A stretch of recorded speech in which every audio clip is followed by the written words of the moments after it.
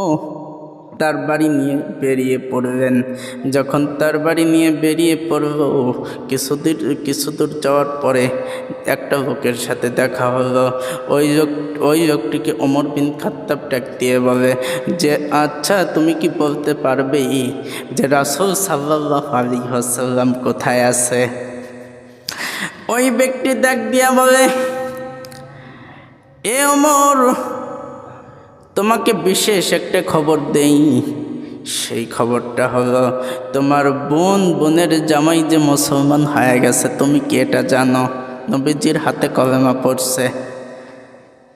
তে ওমর বিন খাত্তাব যখন এই কথাটা শুনল, তখন তার মাথায় আগুন জ্বলে উঠল। ওনার মাথায় আগুন জ্বলে উঠল। উনি বলল যে আমি এখন আমার বোনের বাড়ি যাব।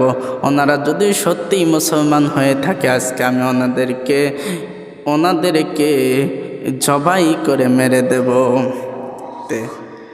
উনি পথ চলা শুরু করল। কিছু দূর যখন ওই বাড়িতে পৌঁছায় গেল, যা দেখে যে দরজাটা আটকানো, কিন্তু ঘরের ভিতর থেকে একটা কিসের জানি আওয়াজ আসছে।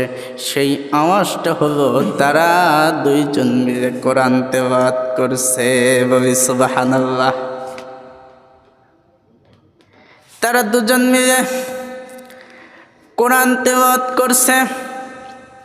ভাইরা আমার, বন্ধুগণ আমার, তখন তিনি বলল, ওমর বিন খাত্তাব যে দরজাটা খোলো।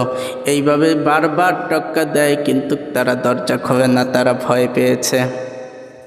তে কিছুক্ষণ বাদেই তারা দরজাটা খুলে দিল। দরজাটা খুলে যখন দিল, তখন ওমর বিনতে খাত্তাব যখন ঘরের ভিতরে প্রবেশ করবেন, ঘরের ভিতর প্রবেশ করার পর তারা দেখে যে কোরআনটা খোলা। তিনি বলল যে এটা কি? তে তার বোনের জামাই বোন বলল যে এটা কোরআন। তে বলল যে আমি শুনলাম তোরা বলে মুসলমান হয়ে গেছিস, তোরা বলে মুসলমান হয়ে গেছিস, তোরা বলে মুসলমান হয়ে গেছিস। আমি এই কথাটা শুনলাম। তখন তারা বলল, হ্যাঁ আমরা মুসলমান হয়ে গেছি। তো ওই মুহূর্তেই ওমর বিন খাত্তাব পিটানো শুরু করল। পিটাইতে পিটাইতে তাদের ছাল উঠে যায়।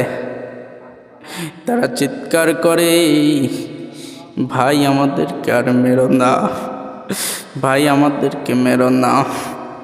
এই কথাটা তার হৃদয়ে লেগে